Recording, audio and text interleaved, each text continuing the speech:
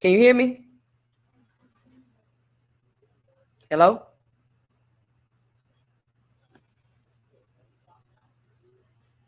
Can you hear me? Hello? We live, bro.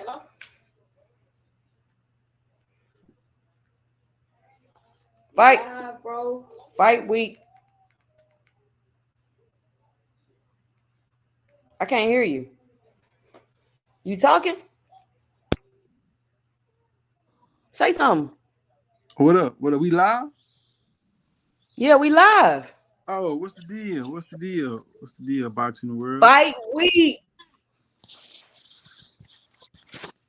This is Yeah. 2 Cents Boxing, where we talk everything boxing and everybody's entitled to their own opinion. In today's live, we will be discussing Errol, the True Spence Jr., versus Terence T. Bud Crawford in the biggest fight in the 147-pound division in the last 30, 40 years. Yeah, I want to say decade, but it's been 40. They say 41 years since we had a fight of this magnitude in the welterweight division. So that is crazy. yeah. You know, That's like as a fight before fan, we was I gotta born. wait 40 years for a big fight. That's crazy. Well, now we've had big fights, but we had to wait 40 years for two prime undefeated champions to face each other for undisputed in the glamorous division. So yeah, it's And then I think after the fight, we're gonna say Terence Crawford was too light in the ass. I'm going for Earl all the way, bro. I think this fight is not gonna be as competitive as people think, and I don't know, bro.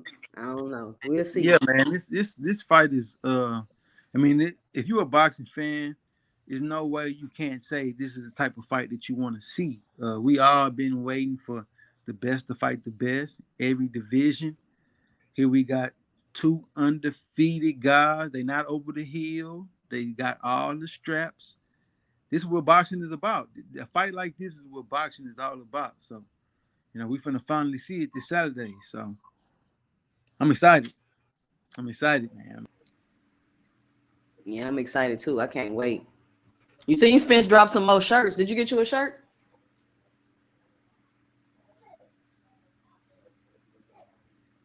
What up, Glow? Welcome to the chat. Hello. Can you hear me? What up, Greek? Yeah, I can hear you. What happened to Chris? C-Dub, he went out. I don't know. What up, Greece? It's first time live. Thanks for stopping by, coming through the chat. Yeah, we just getting into the conversation. T. Bud Crawford versus Errol Spence. I cannot wait for this fight.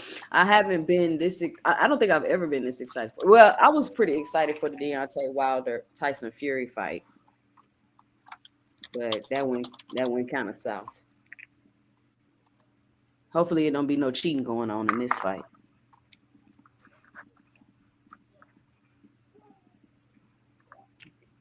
Greets, who you got? What's your prediction?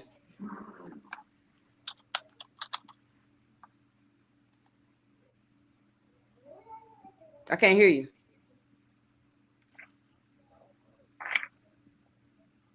I can't hear you.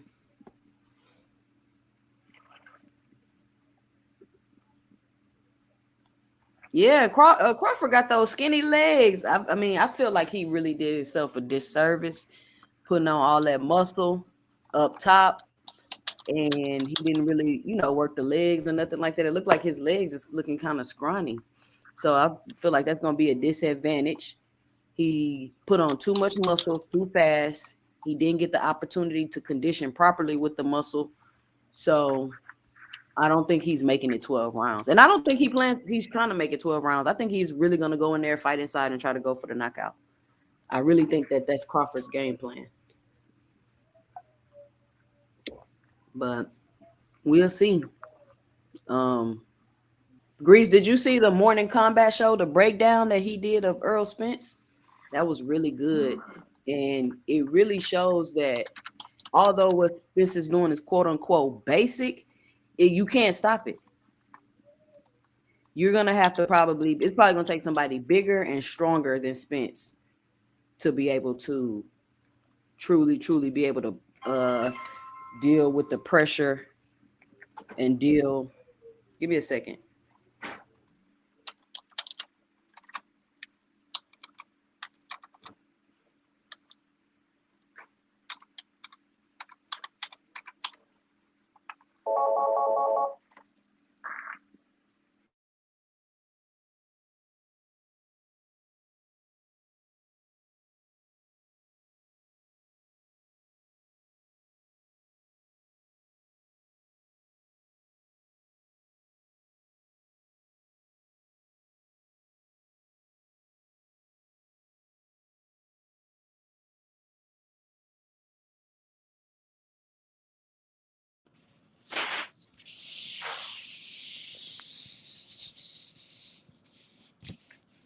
Somebody said go in on more crawfish skinny legs.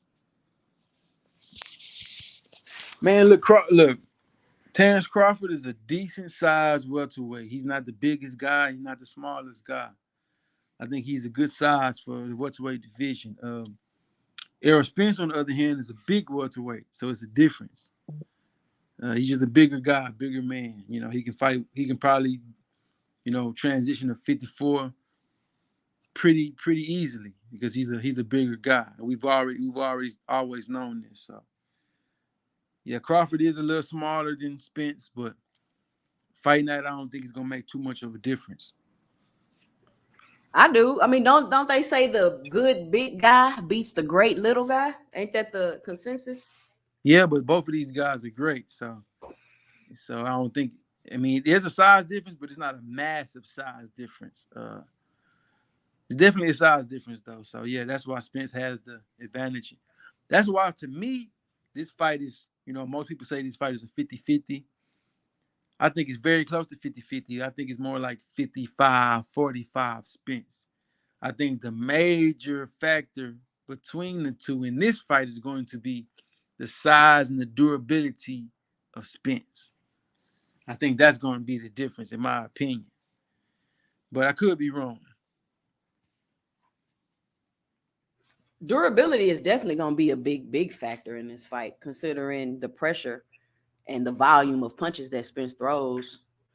So he's definitely going to be more durable. And then we've seen Crawford get hit. We've seen Crawford get rocked by smaller guys. Yeah, we have. But I mean, I think both of these guys will get touched more than they ever got touched in their career in this fight. So, and I think Crawford is really weak to the body. I really do. what makes you think he's weak to the body? What has he shown you? I've seen some clips of him taking some body shots, and that he backing up. He not taking shit to the body like that. I mean, he's just getting out the way. He's still smart. He's still smart. We got to give Crawford his respect. He's the pound for pound #1 fighter in the world right now for a reason. Politics. You got to give him his respect. You got to give him his respect. He stopped every fighter he's faced at 147.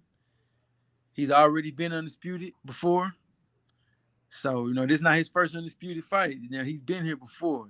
He hasn't been on this level before, but he's been in this position before. So, let me ask you a question. Do you think that the bright lights, the interviews, because Crawford's kind of introverted, I'm assuming. Do you think that's going to have an effect on him?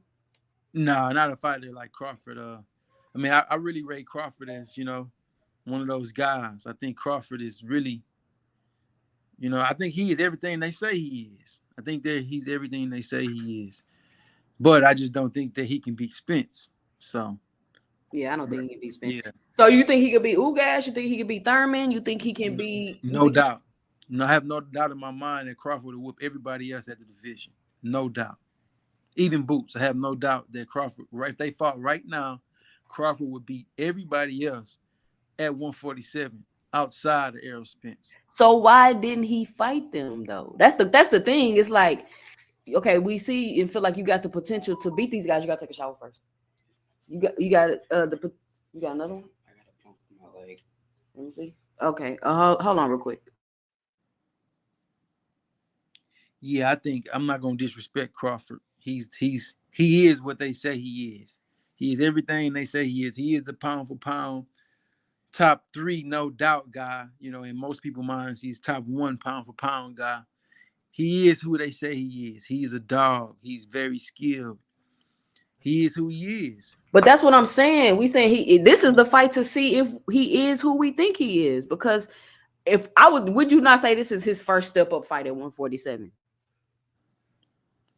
No, I wouldn't say it's his first step up fight, but I mean, when you're on the level that Crawford is at, there's no such thing as step up fights because he's already at the top level. There is no step up fight. It's just clearing the division at this point. So there's nobody else that he can fight other than Errol Spence that will really just boost his resume at 147. I mean, that's kind of true, but you wanted to see him fight the other top guys, not just Yeah, one. yeah, but we know why those fights didn't happen. He was on the other side of the street. He was signed with Top Rank the majority of his time when he was at 147. So we know why he didn't fight the Ugases. We know why he didn't get the Danny Garcias. We know why he didn't get the Sean Porters earlier. We know why that didn't happen because he was on the other side of the street. But when he had the opportunity to cross the street, he didn't. He did. He fought Porter. Bear 24 says, pound for pound fight, the best fighters not just stand on some imaginary thought of him being able to beat everybody. Yeah, fight the best. We got to assume you are the best. Right. So, you know, this is one of the fights that will solidify his pound for pound status. You know, if he beats Spence, it's going to just solidify what people think about him. Bear 24 say his 140 resume is trash. And the guy beat nobody of substance. Cut the crap. I mean, if that's the case, then everybody's resume at 140 was trash as well. So absolutely, I could agree with that. So what does it mean for Spence if he beats Crawford? It's just further proving who we think he is. This fight means the same to both fighters. Oh, okay. It means the same to both fighters, but we're not questioning Spence's resume at 147. We seen him go through the ringer. We seen him fight. You know, the best people available. So we're not questioning Spence at 147. We shouldn't be questioning Crawford either. He can only beat the guys they put in front of him. But we can, I mean, I would say most people that have, you know, that's thinking logically would say Spence's road to this fight was a little tougher than Crawford's road to this fight. Well, that's because he was collecting belts. Right. But he also was in a position to get the good fights. So. But that's the only thing though, Chris. Is like you was like, yeah, he in a position to get the good fights, but Crawford never put himself in the position to get the good fights. It almost seems as though he strategically made it so he wouldn't get the good fights. Nah, I mean, I don't think I'm gonna keep saying I'm gonna have to continue to give Crawford his just due. You don't make it to 39-0, you don't become undisputed, even if your division isn't stacked. The reason why he didn't fight the top guys at 140 is because they ducked him at 140. Danny Garcia ducked Crawford at 140. Adrian Broner skipped over the whole division and went to 147. So why he ain't fight Broner when he was at 135 though? And that's the thing. Like why Crawford ain't fight? Like who? It seemed like he didn't fight none of the big names in no division. Well, actually, when he was at 135 is when he first started his career. So he wasn't going to fight any big names when he just started turning pro. You know, that's how it happened. He couldn't.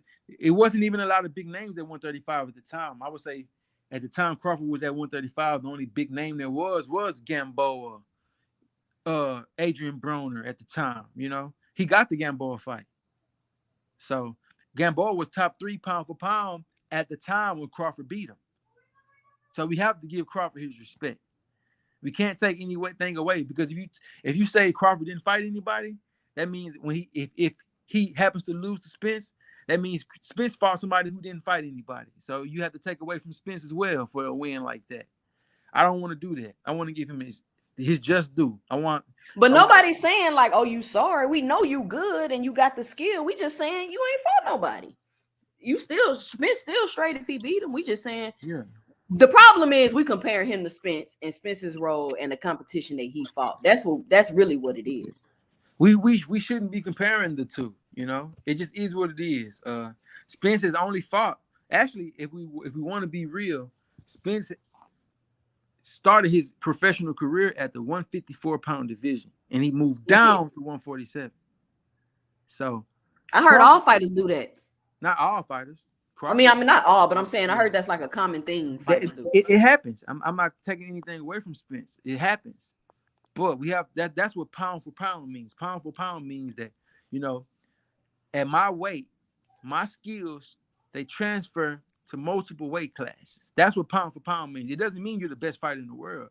It just means pound for pound. If we were the same size, then I would most likely be a better fighter than other fighters. That's what pound for pound means. That's why we don't usually put heavyweights in the pound for pound, because they can't go up anymore. They're in the highest weight. Tyson Fury had his cheating behind on there. Yeah, but we don't usually put heavyweights in pound for pound conversation because they're heavyweights. They can only fight in one division. But, like you think about it, Pacquiao, he won belts in 8 divisions. That's why he's regarded as one of the all-time great pound for pound fighters. Floyd, Speaking of this off topic, what you think about that Inoue Fulton situation? I mean, in a way, is not doing anything illegal.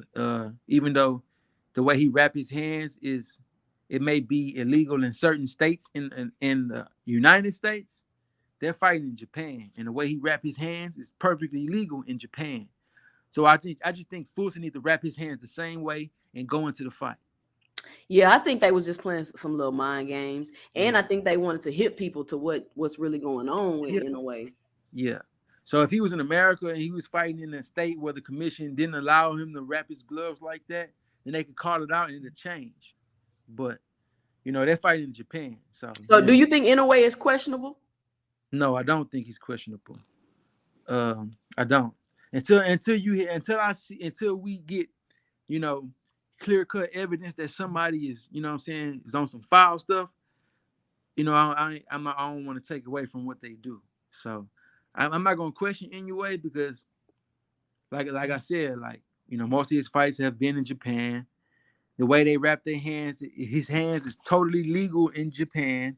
So he's not doing anything wrong. He's not cheating. He's not doing any of that. Now, if he popped dirty for a banned substance, or if he do something outside of what the state's commission is allowed, then I would label him as a cheater. But until then, I want to just give him his respect. He been doing his thing. He been beating everybody they put in front of him. So, I'm gonna give him his respect.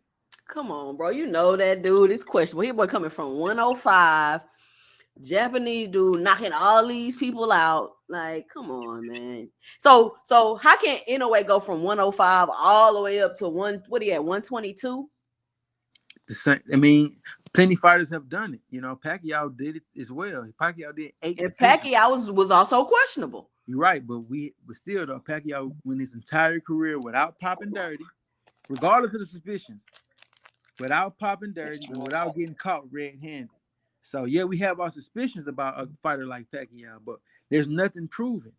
So if it's not proven, then it just is what it is. It's on. See, that's the thing. Like, that's the thing about boxing that I've learned. Like, if you are fighting an opponent and you suspect them of cheating, it's up to you and your team to expose it. You can't expect the media to expose it. You can't expect a commission. That's what Fulton doing. That's what Fulton and the team doing. But they're not really exposing anything because what he's doing is perfectly legal where they fighting at. So he's not exposing anything. He's just letting it be known, like you wrap your gloves, you wrap your hands in a way that we don't wrap our hands in Vegas or wherever he's fighting at. But they're not fighting in Vegas. They fighting in Japan. So I would think Fulton should just wrap his hands the same way. Yeah, that's what I'm saying. But some people say it give you an advantage. Some people say it don't give you an advantage. What you think? They say it create like a cast. I mean, if he creating the cash, you create the cash yourself. We still got to punch on each other for 12 rounds. So, hey. You think Fulton gonna win? I don't really know. To be honest with you, haven't watched too many of either of them fights. But what I do know about Fulton is that he's a boxer.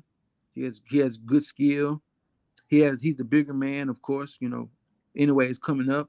But I do know that he doesn't possess a lot of power. He's not known for knocking guys out. Inoue is the opposite. You know, anyway, he's a boxer as well, but he's known for stopping guys. He's known for having power. He's known for, being who he is. So I think this is another 50-50 fight. They could go in either way. But who do I want to win? Of course, I want Fulton to win. But I'm Greeks not. say this ain't no crawfish safe space. We speak reality. Crawfish is a bum basher and in a way ain't shit. Stop the cap, dude. Hey, this 2 cents boxing. Everybody's entitled to their own Yeah, opinion. yeah. So but bro, I watch Inouye fight. I don't see it. I don't see the hype. I just don't see it. Like Me personally, even outside of Inoue, I'm just being honest. My opinion, I really wasn't just too big on Stephen Fulton either. I thought Stephen Fulton, lost to the Figueroa guy. did you? I watched that fight. I thought Yeah. Fulton did a good job in that No, fight. no. Why I do you mean, think he lost? He was I beating the shit out of him. no, he wasn't beating the shit out of him. I think it was a good fight, a good close scrap. But I think that Figueroa, what I'm saying, outworked him for real. In Bro, my opinion, I thought he got outworked. So what? I think Fulton is definitely a good fighter. You But gotta watch that fight again, bro, I because he was tagging. Like in the yeah, beginning, he was having a little struggle, but then he was just tagging that dude. in my opinion, both of these fighters are overrated. Fulton and Inoue, in my opinion, both of them are overrated. But like I said, I could just be speaking from the limited knowledge I have on both fighters because I really don't pay too much attention to these two guys. I don't really pay attention to the guys at this weight division, those small weight divisions like that. Me My neither, interest, but I think it's interesting that they, you know what I'm saying, they've created a little buzz for themselves in the smaller divisions because the smaller divisions don't ever really get no love. yeah, yeah. So it's good that they getting the attention and the buzz. But Big Tony say salute Queen and the other guy. Salute Big Tony. How's it going? Big Tony, man, appreciate it. What's up, Big Tony? What you got? Crawford, Spence, predictions. How the fight gonna go? But I like Fulton though. He really can fight. He got some good skill. I like Fulton. I'm not really a Fulton fan, not yet. I'm gonna see how this fight go. And I really feel like they trying to build a fight with Inoue and Tank. Yeah, that won't go well for Inoue. And I was like, that don't make no sense. He gonna go all the way to 135. Nah, I don't think they'll do that to Inoue. Inoue is what we would call the the hype job, I would say. So they wouldn't put him in there with a Tank because he has no chance of beating a Tank. He has no chance ever, like at all, of beating a Tank. So we would never see a fight like that. Inoue and Tank, we would never see a fight like that. Greed say his 2 cents. Fulton about to watch Mr. Miyagi, then Earl gonna watch Crawfish and put him in the hospital. He will not fight again, man down. And that's if this fight go 12 rounds, I believe Crawford is out of there. If Crawford can make it 12 rounds without getting broke up with Spence, then I will believe he's a special fighter. Because them people are coming out of those fights damaged after they fight Spence. Not everybody though. Fighters have made it 12 rounds with Spence before. They still damaged. And they weren't special. So what you think about Porter coming out basically and saying he didn't train as hard for the Crawford fight? I mean, we knew this already. His dad spoke on it several times, like right after the fight. His dad spoke on it. Kenny Porter spoke on it. He said his son didn't train, didn't put his all into it. We knew it. We knew this already. So, it's not a surprise that, Porter just finally coming out and saying this, but we already knew this, But even if he was training as hard as he could train, it's still not the same guy.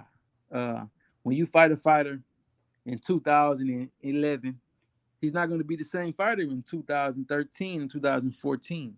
So yeah, that's exactly what he said. Yeah, so it just is what it is. You can only fight a fighter when they put him in front of you. But historically, from what I've seen in boxing, this happens with plenty fighters. You have two guys that are on the collision course to fight each other, right? And the only thing that you can really compare them about is the common opponents. So I'm thinking about like Mayweather, Pacquiao. In most cases, Mayweather will fight a guy and he will beat him more than likely by decision. And some time later, Pacquiao will fight the same guy and knock him out. And they will compare the fight. They would be like, oh, well, Pacquiao is better than Floyd because he knocked this guy out. But not only did he knock the guy out, but he also fought him later in their career. So it's just one of those things that happen in boxing. Like you can't really fight the same fighter because you're not fighting the same fight I night. mean, circumstances be different every time. Yeah. What up, Chad? Thank y'all for stopping by. 2 cents. We on here today cooking about the Errol Spence Jr. Terence Crawford fight. We got C-Dub in the chat, my co-host. Say what's up, C-Dub. What's up, man? What's up, everybody? Yeah, I'm fresh new, kicking my channel off. We're gonna be going live a lot more often. So let's see what else. Charlo Canelo. I know we got to get past this fight first, but I'm excited about this fight.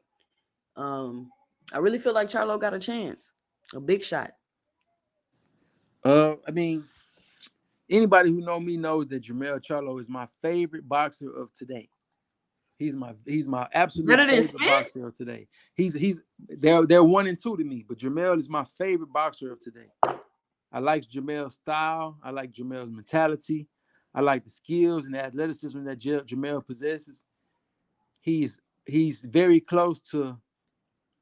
I won't call him a perfect fighter because he's not a perfect, but he has everything that you would want in a fighter, as far as the physical aspect. Right. He has everything that you would want. He's very durable. He has a great chin. He has power in both hands, good speed, good footwork. So he has a lot of good things that going on with him, and that's why he's my favorite boxer today. I like his fighting style. I like his mentality. He's always on go. He's always on go. Yeah, he's always on go. He wants to knock you out every time. I like his mentality. I just like him. He's my favorite boxer today. But with that being said, he has a chance to beat a fighter like Canelo, but it's just very unlikely, him moving up 2 weight divisions, fighting a guy this big. But Canelo, this is the thing I feel like. I get it. You moving up 2 weight classes to fight Canelo. But Canelo, first of all, he hasn't looked too hot in his last couple of fights. And is Canelo really that big? Because it's not like Canelo didn't move up also. Right, but you can't talk about what the size that somebody used to be. Every human, progresses and grows at different rates and different, every human is different. 10 years ago, they might have been the same size, but today they're not. Canelo has fought as high as 175. Jermell Charlo don't even walk around at 175. So you got to think about that. If Canelo is fighting at 168 and 175, he's walking around much bigger than that. Jermell is not walking around as big as Canelo. They're not the same size. So what do you think about the fact that Canelo has issues with boxers, people that move their feet? Jermell hasn't boxed since he's been with Derrick James. He's been punching. He's been brawling. He's been in your face trying to knock you out. He hasn't boxed since he's been with Ronnie Shields years ago. You don't think so? I think he'd be out there with he's using his feet and his skills to move around to set up his shots. It's not like he's just standing there. And he's not just standing there. He has good footwork. But Jermell hasn't relied on his boxing ability since he's been with Derrick James. That's not what Derrick James teaches. Derrick James is a different type of coach. Derrick James is always having you in position to punch. Derrick James is having you, instead of getting out the way completely of a punch, Derrick James is having you stand right there and block and parry the punch. It's a whole different style that they got going on with Derrick James. Before Jermell got with Derrick James, he didn't even have a lot of knockouts. He was outboxing guys. He was using his boxing ability before he got with Derrick James. As soon as he got with Derrick James, he started knocking everybody out. He's a whole different guy now. So, well, I would love to see him knock out Canelo. So the belt's on the line, right? Yeah. Well, Canelo's belt is on the line for this fight, not Jermell's. Right. Well, we'll see. So you think Spence gonna fight Canelo after this fight? I mean, I think I've been saying that for a while. I think that's the fight that they've been gearing towards because it's this. Honestly, in today's boxing, even though the fight don't really make sense as far as like the size and the weight difference, the biggest fight that can be made in boxing today is Spence versus Canelo. That's the biggest fight that can be made in today's boxing as far as a revenue standpoint.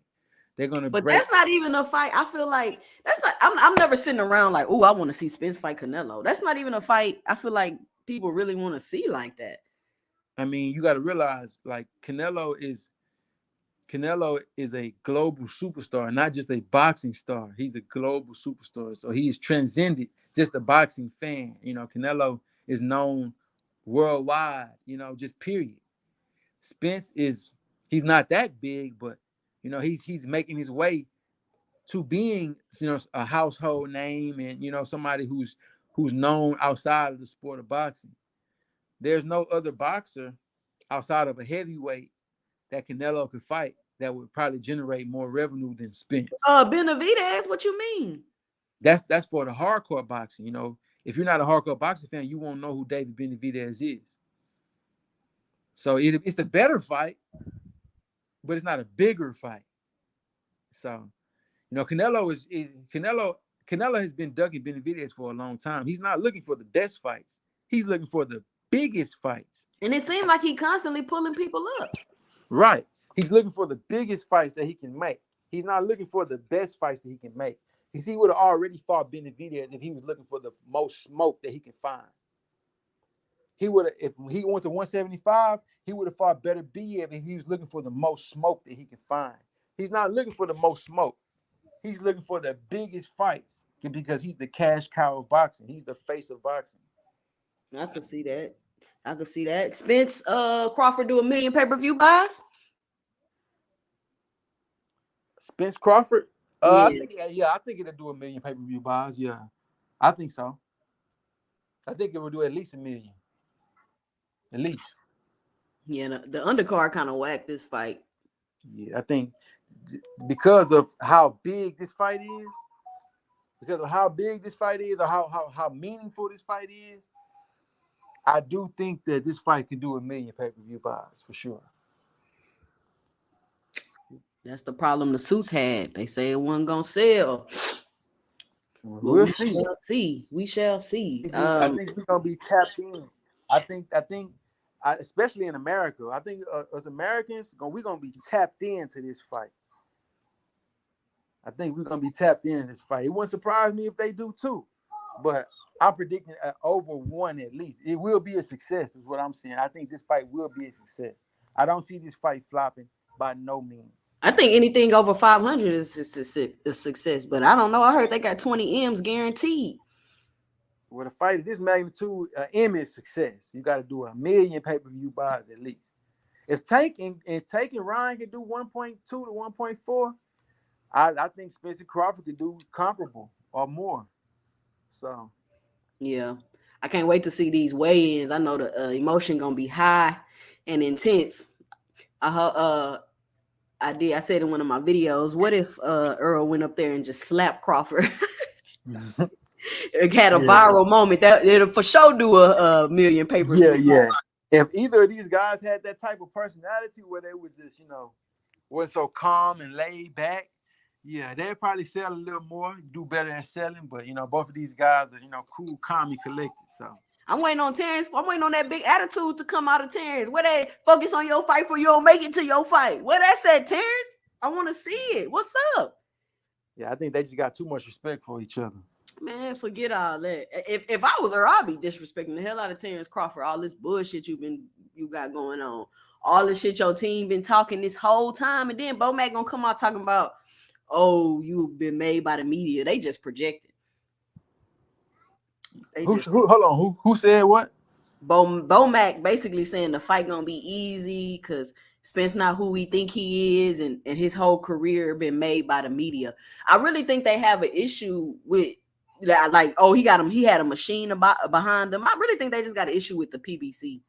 I mean, that's obvious. That's obvious. Anybody can see that. The Crawford's team.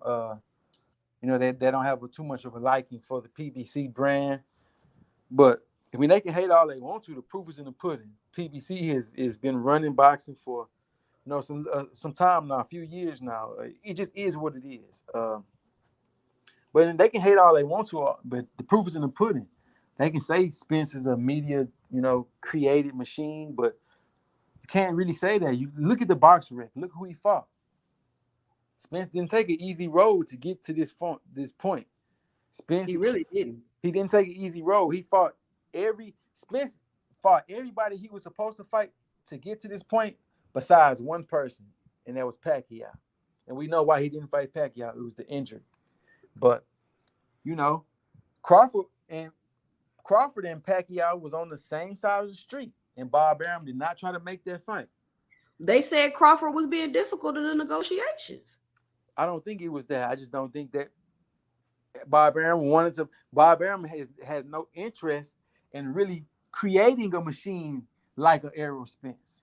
Bob Arum has no interest in creating that type of machine. Just like he got Shakur, he got what's the other guy at 135 that just fought Saturday? Keyshawn. He has fighters over there that he can create a machine behind. He can create a media darling. He's not trying to. Anderson too. Yeah, Anderson. Well, Anderson, I think he's fooled, but you know, we don't know. I think he's fooled, but we don't know. He's still young. That's all that come from Top Rank is food. High quality food coming from over there. Because they not, I mean, so what's the whole Top Rank and PBC don't work together? They obviously do work together. They do work together, but of course they want the leverage. You know, if you can make an in-house fight, you don't have to split. You don't have to split purses or promotional, fees or rewards with any other promotional company. So it's better to make an in-house fight than to split with another promotional company. But from what I see, I'm just giving my opinion. I'm not in boxing. I'm just a fan. I try my best to learn as much about it. From what I see, the PBC gets so much hate because the PBC pretty much the PBC is not even a promotional company. That's what a lot of people don't even understand. The PBC and Al Heyman, he's a management company. He's not he lets fighters promote themselves. Right. You know what I'm saying? Al Heyman is like MLM, like let you in and then you can use our branding type shit, but you got to do it yourself. Right. He's not a promotional company. The PBC is just pretty much like a brand, like a league. It's like the NFL.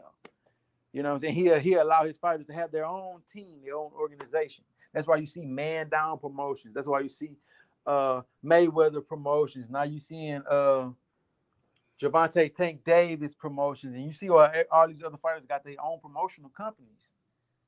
So why you think these fighters don't go to the PBC? Like, why you think Shakur not, like, once his shit over with Top Rank, why he don't go to the PBC? Why would he stay at Top Rank? Like, this. Because I think it's just easier. It's guaranteed millions of dollars, and you don't have to do anything. Just all you got to do is fight. You only have to focus on fighting. It's easy.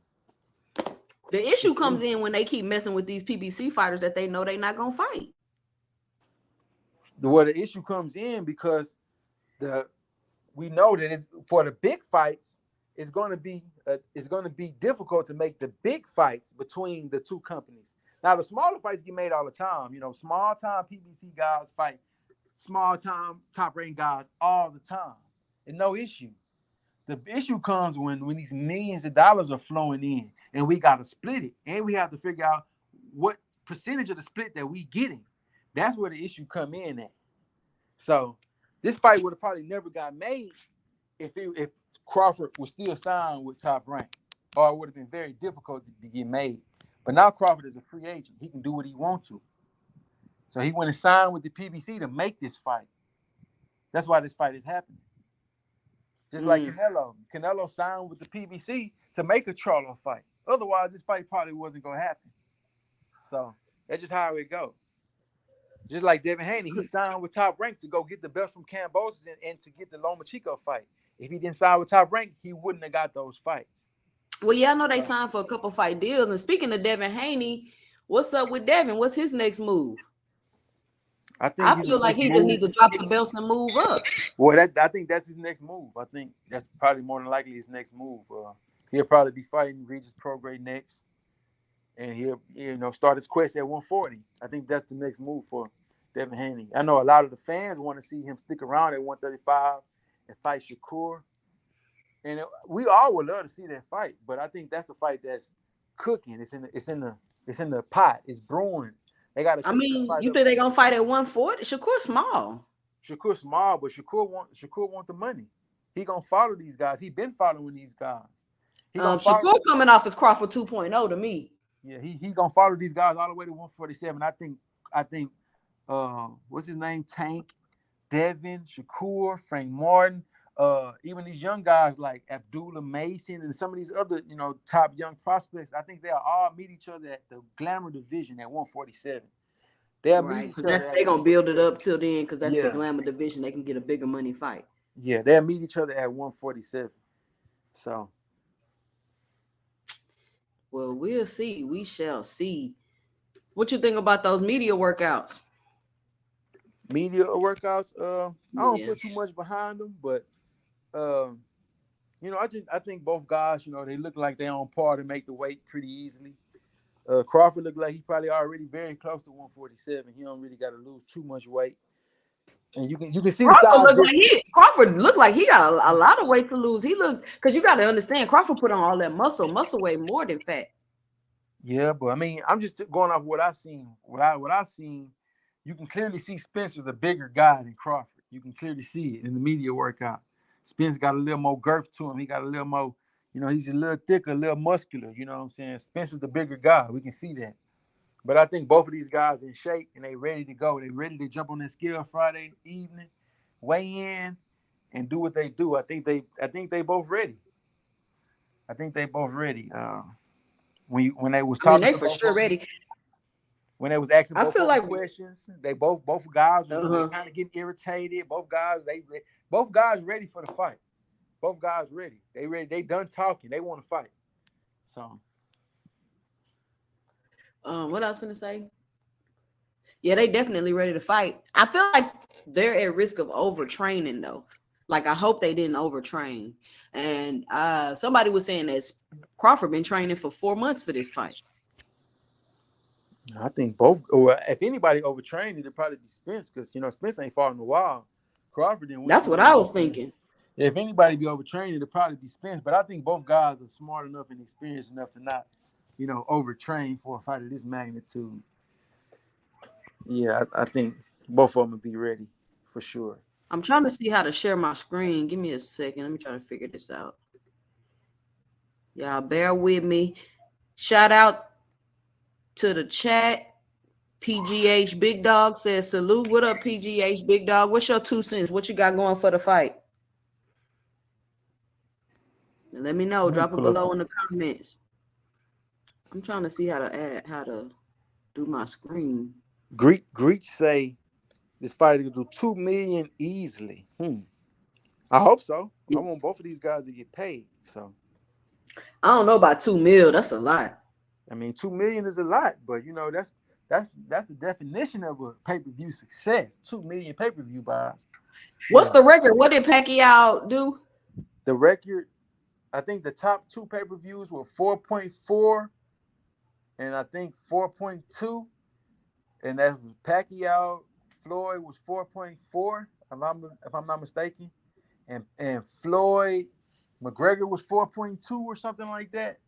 So I think those are the top 2 pay-per-views. 4? Wow. Yeah, 4 million pay-per-view buys is the record. So this is before the streaming era. yes, before the stream. Well, the Pacquiao Floyd happened in 2015. That was like at the start of the streaming era, and the Floyd McGregor was in the streaming era, but they still did well. So all right, you see my screens popped up. Yeah, I see it. Hold on, I think I need to make it full screen.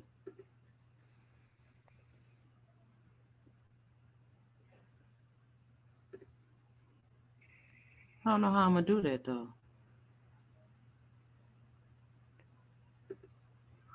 What up, Cam? Welcome to the chat. Okay, everybody in the I'm looking at the comments. Everybody in the comments seem to think that this is gonna be, a wash for Spence. Spence gonna wash him. Yeah, absolutely. You don't think so? I mean, it's possible, but I it's think this possible. this how I think the fight gonna go. This is my 2 cents. I think Crawford gonna come in there and he's really gonna try to fight Spence on the inside and catch him and try to knock him out. I think his game plan is to knock him out because I think he knows he's not making it 12 with Spence because he's not finna be running around like that. He's not the same Crawford that was undisputed at 140. I mean, what do you think? You don't think that he could? You don't think he's a better fighter than what he was at 140? He may be a better like Sean Porter said. What did Sean Porter say? He may have all the things he need for this fight, but he doesn't. His athleticism and stuff is not the same. So even if he's a better fighter, his athleticism and stuff is not the same. Does that make sense? Yeah. I mean, I would agree on that. I would definitely agree on that. Nobody's as athletic as they are at 34, 35 as they was at 24, 25. So, yeah, I do agree on that. But I do think that, Crawford, even though he hasn't really chose to shown, his outboxing ability at 147. I mean, he's stopped everybody who he has faced since he's been a welterweight. Everybody he got in the ring with, he stopped them. So, I got to take that into account. Now, do I think that he fought somebody on the level of Spence? Of course not. But I got to take that into account. I know he has the boxing ability in him because I've seen him box for 12 rounds before. I've seen it before. I just haven't seen it in a while. So if he decides to tap into that I think that'll be his best bet in a fight like this. But that's what I'm trying to tell you.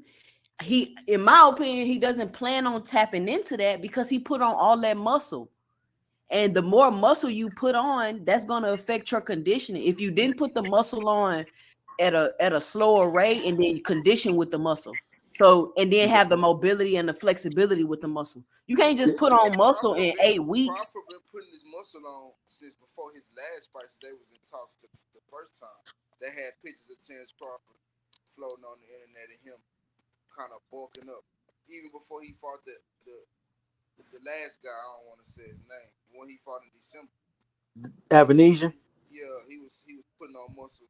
I'm not gonna say it was for that fight, but at that time he definitely had the muscle on. What up, Cam? Welcome to the chat.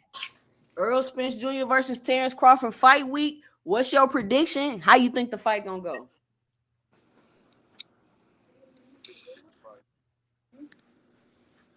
What'd you say? I said it's a 50-50 fight. It's a 50-50. You say 50-50. So you don't know how it's gonna go. It can go 1,000 different ways. I feel like. I mean, I'm just saying how you see it in your mind, like when you picture the fight. How is it coming off in your head? I think we're gonna have a early on war. I say starting the damn near the second round they're gonna get busy, real busy. Then the end of the first round, I feel like they're gonna turn up and they just gonna keep going.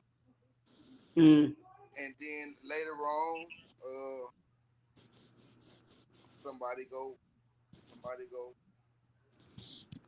You drop. Get tired or get dropped or anything can happen. So you don't see a decision. I see that too. That's something I also see a decision.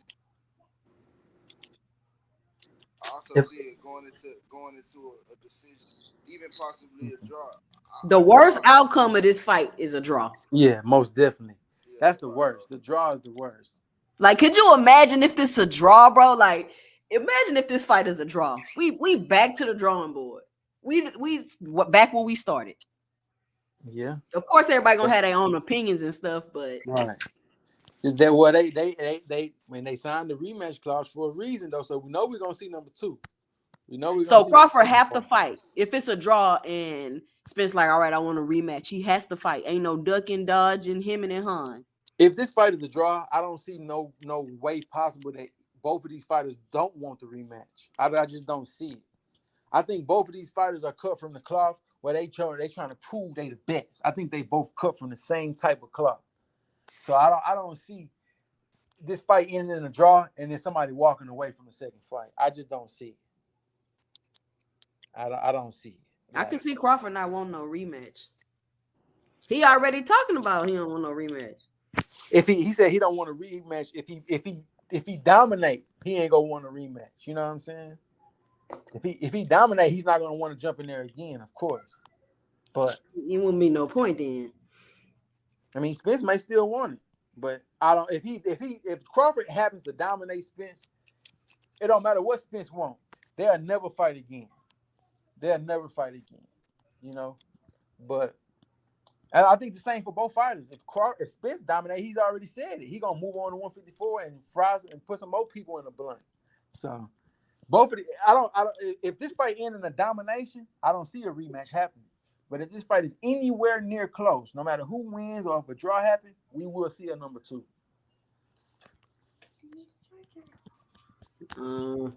We'll see, man. We shall see. Cam, what you think about this Inoue Fulton fight? Shit, I don't know. Honestly, I think I think Fulton should be able to pull it off. What you think about the stacking gate? I mean, that's one of the things in boxing. You and your team, you gotta handle that. You know what I'm saying? You and your team, you gotta handle that. However y'all gonna handle it. With all the hoorah and all that, you gotta. You know what I'm saying?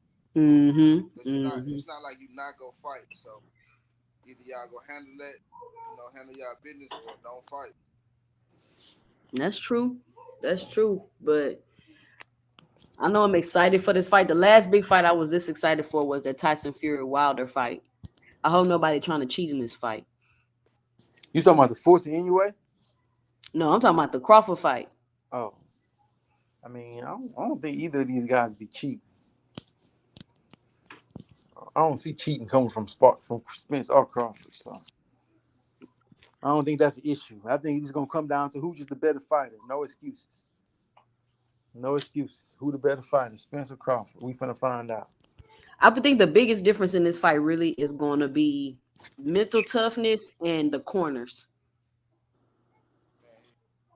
Man, that ain't gonna be the biggest thing. I think that's a big factor. I think willpower. You know what I'm saying? Determination. All that's gonna be a role too. I kind of wrap all that up into mental toughness. Yeah. In my opinion, I think it's gonna come down to size and durability. And conditioning. Both guys are conditioned. Both guys fight 12 rounds and don't look tired. So Yeah, that's true. But you in there banging with Spence 12 rounds, like your conditioning finna have to be up. This ain't just no regular condition. I mean, and then Sean Porter went 12 rounds. He got dropped in the 11, but still, that was a very close contested fight, even after the knockdown. yeah, that's why Vegas have. If you look at the Vegas betting sites, that's why you see the odds in the favor of the way they're going. If anybody get a knockout, it's in favor of Crawford. Right. But if anybody win by decision, it's in favor of Spence. So that's why Vegas has it the way it is. Vegas they don't know everything, but shoot, they know more than most. Yeah, I be wondering how Vegas be knowing, man. I be like, that's crazy. Like, do they be having people follow these people around with private investigators or something? Like, how do they be knowing? I mean, they probably just do the research and just I don't know exactly how it go, but just like any casino or any betting company, the most of the money going to the house. So because I'm definitely betting on every round for Spence to get a knockout. Because if you bet on every round, you gonna come out profitable if it happens. Yeah, if it happens. But if Spence win by decision, there ain't no win. So, but we don't know. shoot, they can get in there and somebody knock out somebody in the first round, and we'd be like, wow, like, damn, we wasn't predicting this, you know. That'll be crazy. We for sure need a rematch. Yeah, that would be crazy. But I don't know. Like the way I see this fight playing out, I feel like in the first few rounds, they just gonna be filling each other out, you know, kind of pawing at each other, seeing what, you know. I think it's gonna be technical in the first few rounds. Man, Spence say he coming stepping. I heard what Spence say, but Spence ain't never stepped to nobody like Crawford, so we, you know what I'm saying, he can say whatever. But I think they gonna fill each other out. They might, you know, get into a few heated exchanges at first, but I think the smoke go come in the mid rounds. I think that's when it's gonna get real interesting and real entertaining. I think like 5, 6. Yeah, like 4, 5, 6. I think that's when it's they really gonna start punching on each other for real. So I just don't see Crawford overcoming the jab for real. He had a hard time with Kell Brook with that jab. He had a hard time with Jose Benavidez with that jab. I mean, Spence had a hard time with Kell Brook with that jab too. Yeah, but that's true. Spence had a very hard time with Kell Brook's jab until, you know, he started breaking them down in the mid round. So and Kell Brook was taking Spence's jab away. Yeah, Kell Brook was boxing the hell out of Errol Spence in the first half of the fight. So how Crawford gonna take his jab away? How Crawford gonna take Spence's jab away? Yeah, what Crawford need to do to take his jab away? I mean, I think he would just have to, you know, rely on his, you know, his natural ability. I think that he's a little faster than Spence. Not by much. Neither one of these guys have blazing hand speed, but I think that he's a little more, you know, more fluid than Spence. You know, he's obviously more athletic than Spence. So I think that he would have to just use his God-given abilities, you know, his ability to move, his ability to, you know, I think he would have to rely on what he's gifted with, the advantages that he have over Spence. He need to rely on them, you know. But you know, Spence is like the Terminator. He's not stopping. He's doing the same thing round after round after round, and it appears when you watch a Spence fight, it appears that he's coming on stronger every round. But he's literally just doing the same thing every round. He's not punching more.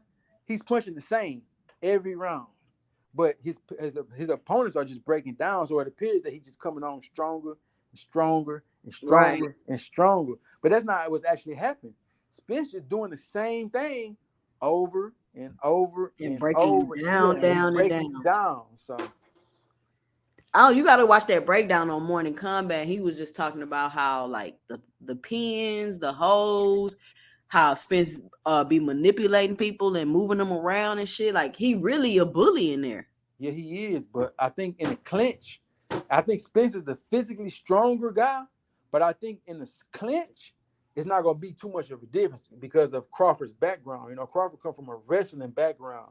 I think he know more about, you know, that grappling and moving people than people really just think. You know what I'm saying? So, but they were saying he gonna try to come out of clinch and catch him with some.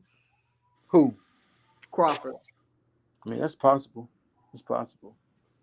But I just think this is, you know, is gonna be a great fight. I don't see a wash happening.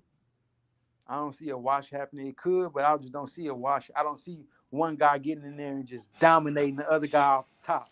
I just don't see it. You know what I'm saying? So I don't see. I think it's not going to be as competitive as we think. That's what I think. Because I see why not. You say you don't see. I mean, I feel like Crawford hasn't been building himself for this fight. He hasn't been fighting better and better competition. Like you said, he's been fighting who's in front of him. So when you haven't been building yourself for this fight, like Spence been fighting champions. Like when you haven't been fighting champion after champion after champion, what make you think you're gonna go up and beat the guy that's been fighting champion after champion after champion? What make you think you gonna go up and beat the guy that's overcame all the things that Spence has overcame? So like who could he have possibly fought that would get him ready for a Spence? Not necessarily get him ready, but just fighting the higher levels of competition with people that got things to lose. Yeah. You get what I'm saying? And it's like, so you think you finna jump up and beat?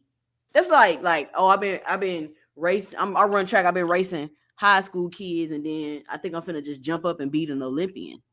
No, you haven't prepared yourself for that level of competition yet because you haven't been competing against that level of competition, regardless of if you had access or not. So answer this question. 2 Cents and Cam. At the time that he fought him, who is the best opponent that Spence fought? Kell Brook. Most definitely Kell Brook.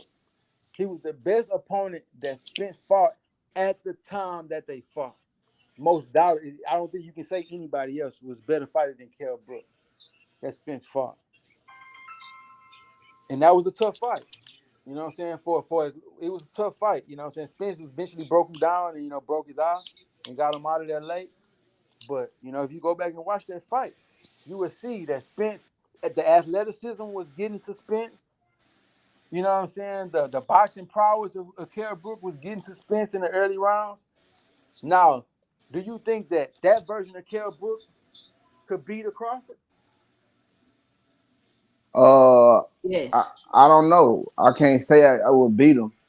I can't say that, but I say it'll be a tougher. It'll be tough. It'll be tough for Crawford for sure because of the size, the power, like you said, the boxing ability. Like I don't know. I can't say just for sure he'll beat him, but I think Kell Brook could possibly be a favorite if they were fighting at, like you saying, at the time.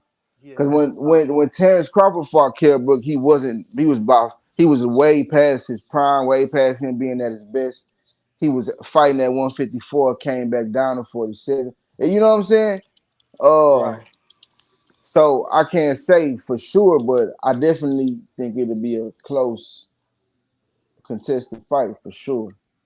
Yeah, for sure. But in my opinion, I do think that Kell Brook was definitely way more dangerous when he fought Spence. But I still think that Crawford would have edged him out or beat him, no matter when they fought, because I think that highly of Terence Crawford. Right. So I feel like Yeah, I Crawford mean, is just a like I better say, fighter. You know what I'm saying? So I take that into account.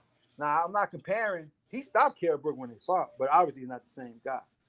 But I still take that into account. I rate Crawford highly. I'm not taking nothing away from Crawford, even though I'm favoring Spence. I'm not taking nothing away from Crawford. I think he that guy. I think he'll beat every other welterweight outside of Spence. That's including Boots. I think he'll beat Boots. If they fought right now, he would beat Boots right now. You So think it'd be a tough fight? facts uh I think early on. early on, yeah. But I think the experience, the craftiness of Crawford will prevail in a fight like that. So That'll be a good fight. I would actually like to see that fight. I really don't want to see it because we know how it's going. But I mean, it'll be a good fight to I guess just for entertainment purposes, you know. But it wouldn't do nothing for either of them guys besides probably put a loss on Boots records. But besides Spence and fucking Crawford, who is there for Boost to fight? I mean, I don't know. It's you a got couple Stanley guys he can Ocean, you fight. got Keith Standing, yeah, Thurman. You know what facts. I'm saying? You got other fighters out there. It's not many top names, but it's other fighters out there. You know, and then you also have to factor in the guys that could potentially move up from 140. You have to factor in the young prospect that's coming up. Your prime don't last 20 years. Your prime is only saying a short amount of time. So But Boots you not know, even in his prime yet. He only like 25 years old. So right, I right. don't even understand why we just clamoring for him to fight all these When top Boots guys right when now. Boots when Boots get into his prime, he probably won't be fighting at 147. He'll probably be in a bigger weight division. Right. You know, I think that's the difference between him and Crawford right now.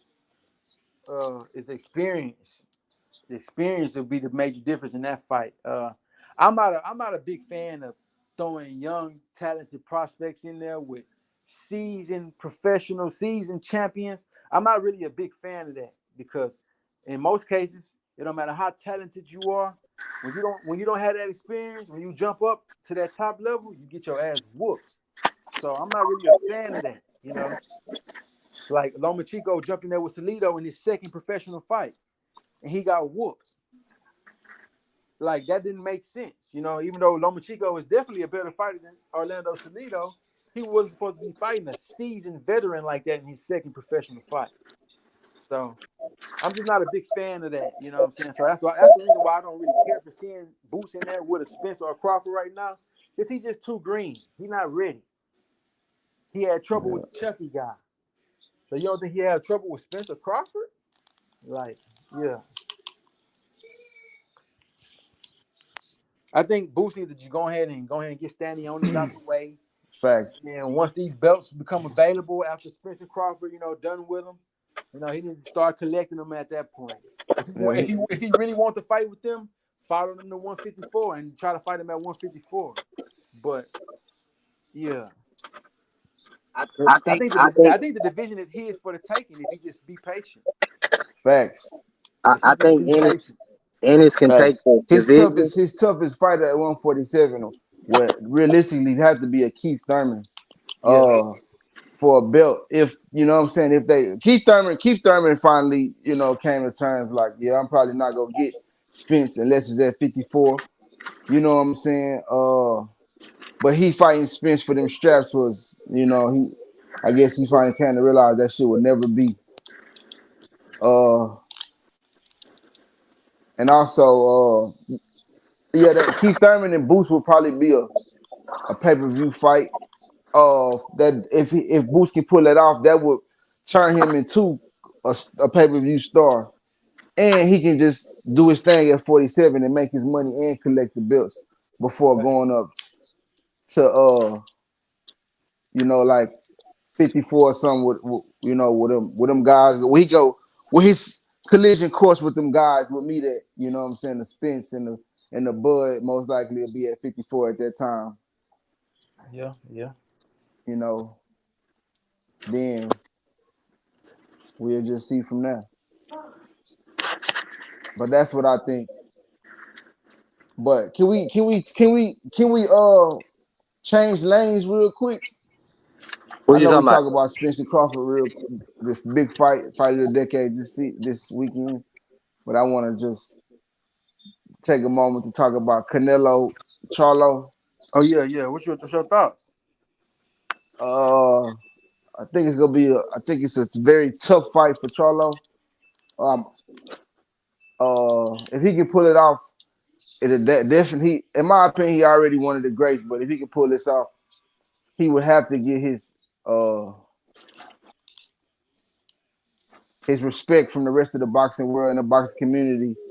But I think it's a tall task for sure.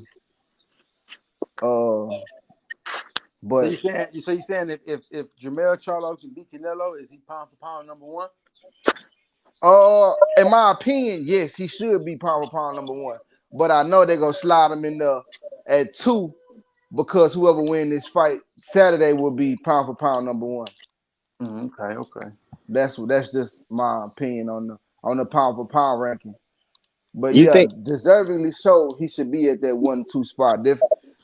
In my you opinion, probably number one if he can beat Canelo, who's been at the top of the pound for pound list for I don't know how long at this point. But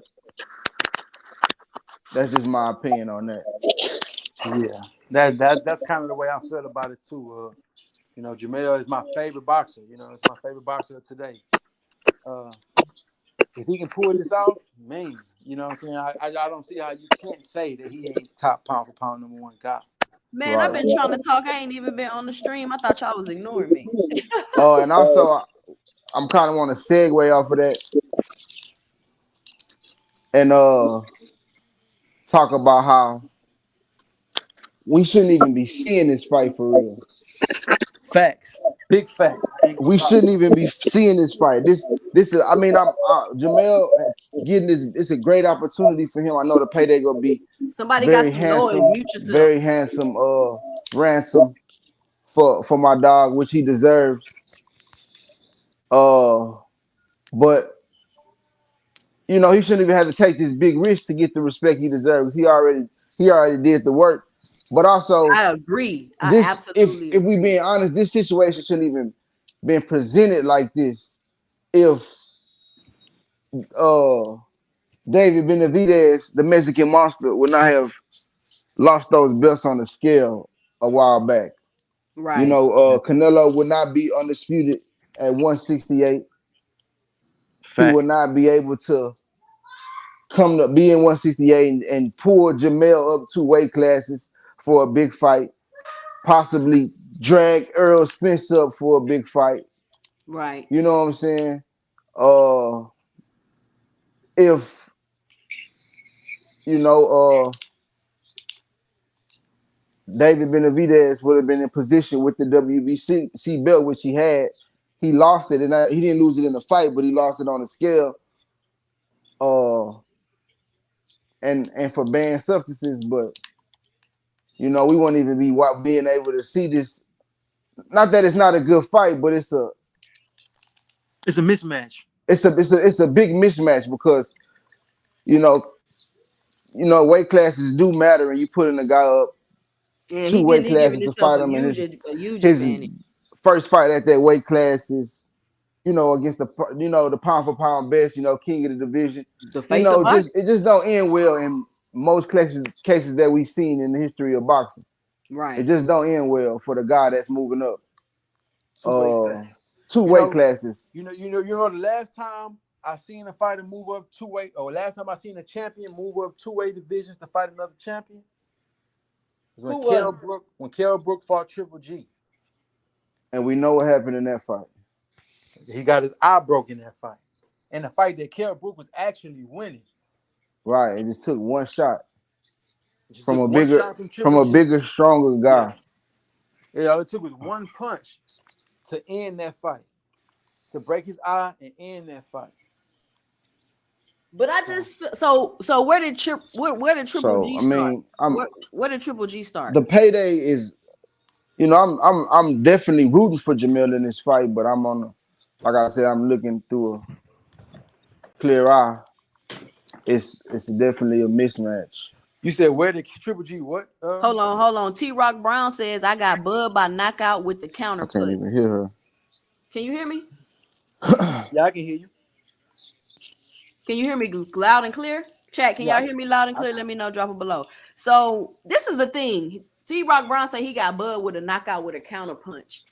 Does Bud have one punch knockout power? No, neither one of these guys have one punch knockout power. Right. But one fighter does have more power than the other. And who is that? Crawford has more power than Spence. See, a lot of people mistake strength for punching power. Spence is the stronger guy, the bigger, stronger guy. But when it comes to punching power, you have to give Crawford the advantage.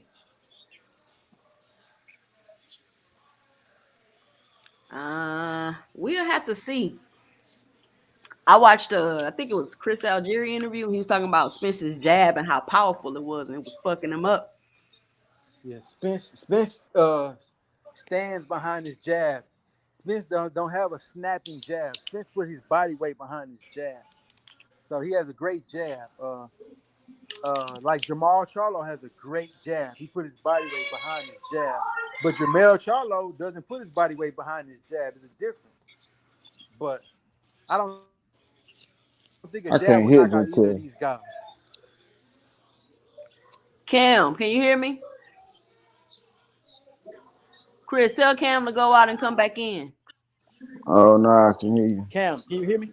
Yeah. Okay, you can hear me. Okay. Yeah, I was asking about Triple G. I was saying, what weight did Triple G come from? Like, did he come from a smaller weight? No, Triple G was at 160. His whole career. But that's what I'm saying. Canelo moved up through weight classes. So that's why that comparison is like, okay, Kell Brook went up to fight him, but in comparison, Triple G wasn't the undisputed champion or the best at that division for that matter. I think you're getting confused. Like, just because every human grows differently. So Triple G, if you look at Triple G, even when he spent the bulk of his career at 160, Triple G wasn't this super big 160 pounder. Triple G had flab on him. Triple G muscles was never defined. He could have made 154 if he wanted to. if he wanted to. He was just comfortable at 160. He just had that type of power. So he stayed there. Right. Canelo, on the other hand, he started his professional career at 147 at 15 years old. As his body grew naturally, he moved up. That's just how it happened. Canelo is a bigger man than Triple G. It just is what it is. That's why Triple G spent his whole career at 160, and the only fight he had at 168 was against Canelo, because Canelo could no longer make 160 at the time. Canelo can't make 160 if he wanted to. He would be so drained that he wouldn't be able to perform in the ring because he's so much bigger than that. Now, Canelo is a big, thicker guy. If you look at him, look at his legs, look at his neck. He's a big guy. T. Rock Brown say, can't blame Canelo, blame PBC. PBC is in the business of boxing, and business is good with Canelo. Facts. I agree with you 1,000%. It's not Canelo's fault. I'm not blaming Canelo. I'm blaming David Benavidez. Goddamn. But the thing was, he was supposed to fight Jamal. So it's like, how you go from Jamal to Jamel? Because Jamal not able to perform. Been asking to fight Canelo for real. I get. Like, do you know why he's able to go from a Jamal to a Jamel? It's several reasons, but these are the reasons why he's able to go from a Jamal to a Jamel. For one, it's still a Charlo. Facts. The casual fan can't even tell the difference between the two. They all they think is they the twins. They're the same size. They can do the same thing. They should be able to fight the same result. Yeah, according to the casual. That's for one, but also for two, Jamel and Charlo were supposed to fight each other when they was both at 154. When they was Canelo and Charlo. Canelo and Jamel were supposed to fight each other back in 2014, 15, when they were both champions at 154. Right. Canelo ducked the smoke back then. That's what they're not gonna tell you. Canelo ducked the smoke back then. He actually ducked the smoke from the whole division and started fighting at Canelo weight 155, which was actually the 160-pound division. That's when he started flexing his A side. After he fought Floyd, he started flexing his A side versus these other fighters. So he ducked the smoke way back when. So that's why we can come back to this fight later on and people be like, well, it's still a good fight. Because they were supposed to fight each other years ago. But they're not taking into account that Canelo is a much bigger man than what he was in 2014 and 15. They used to be the same size. Now Canelo is much bigger. Well, that's crazy. Like, that shit was really out the blue. I don't think nobody was expecting it because it don't seem like realistic. I thought it was a typo when I first seen it. Yeah, when I first seen it, I thought it was a typo because it said undisputed versus undisputed. So I was like, damn, like they got the Charlos mixed up? You know what I'm saying? Yeah, when you sent it to me, I was like, who made this? Remember, I was so confused. Yeah, I was in a barbershop and they was like, oh yeah, remember we was talking about the fight? It's not Jamal, it's Jamel. I said, yeah, they mistaken. I'm like, they mistaken. I'm like, Jamel is undisputed at 154. I'm like, y'all got the twins mixed up. And then he was like, he just posted it. He showed me the Jamel Instagram. I'm like, what is this? What's going on? And I feel like that's even dope just to even have that experience. Like the PBC be doing the business of boxing. I'm telling you, like you gonna always remember like what was going on when they announced that fight. For sure. I thought it was a typo. Me too. Nah, it ain't a typo. It's real. T. Rock Brown say right uppercut will hurt Spence, then a finish. Okay. It's possible. Yeah. T. Rock Sonis has a habit of reaching with his Spence. Spence has a habit of reaching with his jab and straight left, which leaves openings. That is a fact, though. Spence does do that. Spence does when a boxer is on his back foot versus Spence, sometimes he will reach and try to touch you with that left. That is true. Salute Athletics Minds. Hey, if you in the chat, make sure you hit that like button so we can have more people join in on the conversation. Make sure you subscribe to the channel for more boxing talk. We on YouTube? Yeah. Jamel will not be a small 168, probably bigger than Canelo fight night. Canelo is slowing down. And that's really my Look, biggest look, thing. Is like look, man. Canelo is slowing down. Look, He not the same Canelo. I want people to understand how this works. So yeah, Jamel is taller than Canelo, and yes, he has longer arms and legs than Canelo. But Jamel probably walks around on a day to day in At the 165. 170s, the 160s and the 170s. Facts. Canelo walks around probably in the 190s, 200. They are a different size men. They're not the same size. I don't know what people thinking. I just watched the Derrick James interview yesterday, and he said they probably going to weigh in at 163. Yeah, he did say that. He said they're going to weigh in at 163. That's crazy. Canelo it ain't getting down to 163 unless he had to kill himself to get down to 163. They're not the same size. There's no way that Jermell Charlo is bigger than Canelo. I don't know what people thinking in their mind, but it's no way that he's going to be bigger than Canelo. In no stretch, in no way possible, he's going to be bigger than Canelo. No way. I think, look, His own I'm trainer not, said they're going to weigh in at 163. listen, I'm not saying that Jamel is gonna have any physical advantages over Canelo. Like as far as size go, I think he has the abilities to beat him. Once again, it's a tall task, and it's an uphill battle for sure. But I also think, like I said, he has the abilities to do it, and I want him to do it because it'll just solidify him, cement his name in this sport of boxing, which it should already be, which it already is, honestly. But I'm just saying, without all the, The just doubt and the hate. without the doubt, the hate gonna be there, but the without the doubt, and with the recognition, and that's deserving of the Charlos, especially Jamel Charlo, especially Jamel Charlo. The notion that Jamel will be bigger than Canelo is, to me, is mind-boggling to me, because if you think about Jamel, when you see Jamel in the ring with guys in his weight division, he's not usually bigger than them. He's not a super big 154 pounder. He's a good size 154 pounder. But there are 155. There have been other 154 pounders that were way bigger than Jamel. Jared Hurd was bigger than Jamel. Fundura is bigger than Jamel. So it's other fighters. When Jaime Munguia was fighting at 154, he was way bigger than Jamel. His brother was bigger than him at 154, Jamal. He's not the biggest 154 pounder. So how could he be bigger than a good size 168 pounder? It doesn't make sense. It doesn't make sense.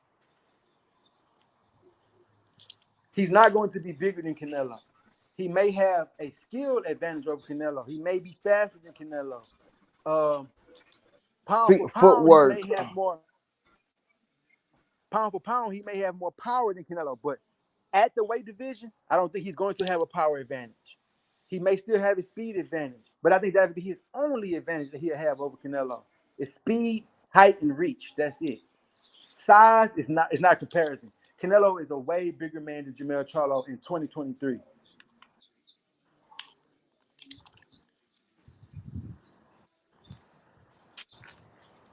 I'm rooting for him though. That's 1,000%. I want him to pull it off, but let's say tall task.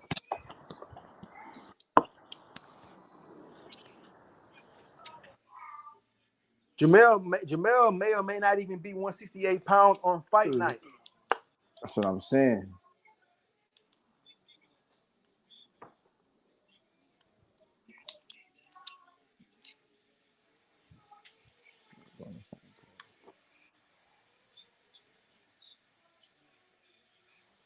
Let me ask y'all about this fight though. Do y'all think that we'll get to see Undisputed for heavyweight Fury versus Usyk this year? Nope. Why not?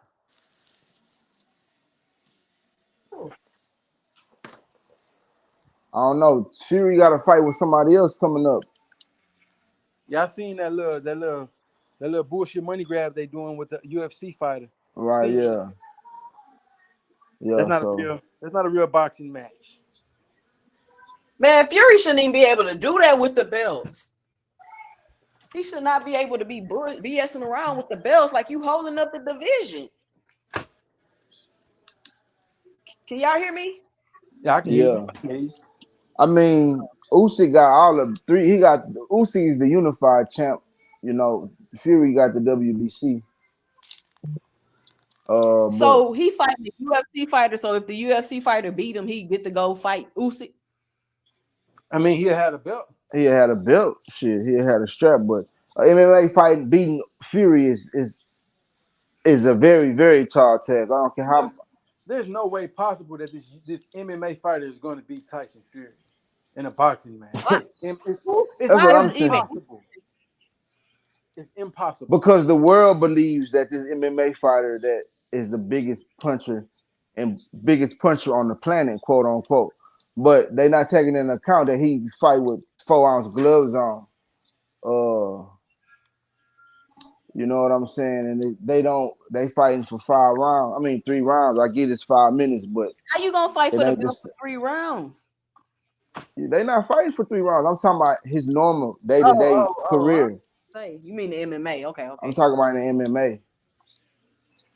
And this is the money grab. This ain't no different than Floyd fighting Conor McGregor. This is a money grab. It's not a real fight. Any boxing fan would know that the guy, whatever his name is, he don't stand a chance in the boxing ring. Boy, Mayweather stay ruining boxing, don't he? How Why you he say he ruined? he ain't do He the one ain't, that started that MMA fighter. I'm just making a joke, but I'm just saying, like he the one that started that MMA fighter stuff. man, he got paid $200 million to fight that boy. So shit. Nah, it's okay. Like he didn't set a precedence. I mean, he started before that. He did fight the Big Show in a WWF match. So it's been going on. It's entertainment. If you can get the people to come in, to buy the pay-per-view in droves, you get millions of people to buy a pay-per-view. Hey, you can sell them. You can sell them Mike Tyson versus a local cab driver. If you can get people to buy, hey, they're gonna make it happen. Facts. Sadiq Brown say Canelo is smaller and has no stamina, and Charlo has a better trainer. Canelo's not smaller, but he does have stamina issues. And then I was looking at Charlo work out and all them body shots. Like he could break Canelo down. But that's size. That's at a high risk too, though. Yeah. That's at a high risk. It ain't gonna be easy getting on the inside of Canelo. That's what he wants you to do. Canelo, you got to think about the things that Canelo is good at. Canelo is a good combination puncher. He has fast hands. He has good upper body movement. He has a great chin. These are things that Canelo possesses. If you in the chat, hit that like button. We'll see, but I mean, why is that even his game plan then? If it's so dangerous, if he, you know what I'm saying, he obviously feel like he has the confidence to do this. I mean, how he working out ain't necessarily just a game plan. I mean, I'm just saying that's on some conditioning. I mean, I know, I'm just saying, but that would make sense though, like because Canelo do have stamina issues. He right. does. So you need to box his ass. Right. Jamel would literally have to try to box him and try to take him deep and late in the fight. Take him and drown him. Yeah, but we know Charlo's mentality. Charlo's mentality is come and get you. Kill, yeah, for sure. His corner. If he listens to his corner. Jamel Charlo's mentality is come and get you. That's his mentality. He got a chip on his shoulder going into this fight. Jamel's mentality is to come and get you. He's not trying. Jamel is not trying to. You never really seen Jamel winded or hurt in a fight for real. But he's not trying to drag you late in the fight. He's trying to knock you out from round one. That's how he fights. He's trying to knock you out. He's not even making it a secret. He's trying to knock you out. That's his game plan. Now he could switch it up for Canelo, and I think he should. But Derrick James is not known for having, not known for trying to box guys out, trying to Right. outbox guys. Derek Let's James get this is trying shit to over with. outpunch you, outwork you. Well, just to switch gears for a second, what y'all think is next for Tank? What I think, I don't know what I think. I mean, I don't know what's probably gonna happen, but I tell you what should happen. Who he should Shakur. fight? He should go fight Devin Haney and get some straps, or Devin try to Haney get the ain't fighting straps. him. Why not though? Devin How Haney you would fight him. He's not trying to fight Devin Haney. Man, he is trying to fight Devin Haney actually. No, he's not. Because if he would, they would make it happen. The Haneys will make the Tank fight happen in a heartbeat because it's too much money to pass up on. Facts. They will make that fight in a heartbeat.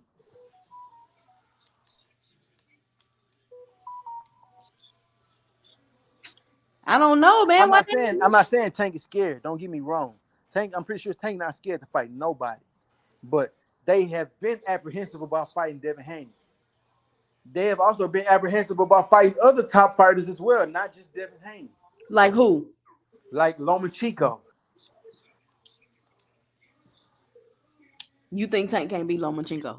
I know Tank can beat Lomachenko, but he has been apprehensive about fighting him for years. For years. It was Tank. I just don't see him fighting. So do you think Tank will fight somebody with a loss or no? What?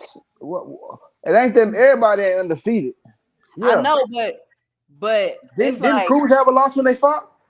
No, Cruz ain't got no loss. Cruz was undefeated when they fought. Yeah. Well, I mean, it's not. It's literally right now for Tank. It's literally nobody out there that he could fight outside of Shakur or Frank Martin that'd be undefeated and that'd be even competitive. I feel like Frank Martin need more experience. I don't think Frank Martin ready for no Tank fight. I'm just saying, but it's literally nobody else he could fight that would make sense as far as it being a competitive fight. Grease say Haney is a duck. There's literally nobody else out there. Devin Haney.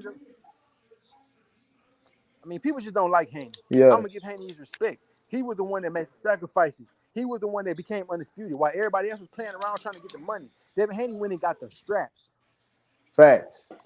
And the money. He took less money, but he put himself in position for the money. So now his next fight gonna be big money, I'm pretty sure. Against Regis? He against whoever he fight. In October. Devin Haney didn't make no excuses. He was trying to fight Loma when Loma was the champion. Loma ducked. He was trying to fight Tio when Tio beat Loma. Tio ducked. So he fought Cambosis because Cambosis not a duck. Oh, speaking of Tio, that's who Tank might fight next. I mean, that could happen. That'd be a good fight. You think so? That'd be a good fight. I think Tank will knock him out, but that'd be a good fight. But the reason why I don't think that fight is going to happen because Tank is not trying to fulfill the obligations of a super champion. He don't want to fight mandatories that are tough. You know what I'm saying? Tank is on the money route. Right. He's a prize fighter. And that's what I was saying. It's a difference between him and Haney. They doing two different things. Right. That's a fact. But the casual fan will say that Haney is ducking.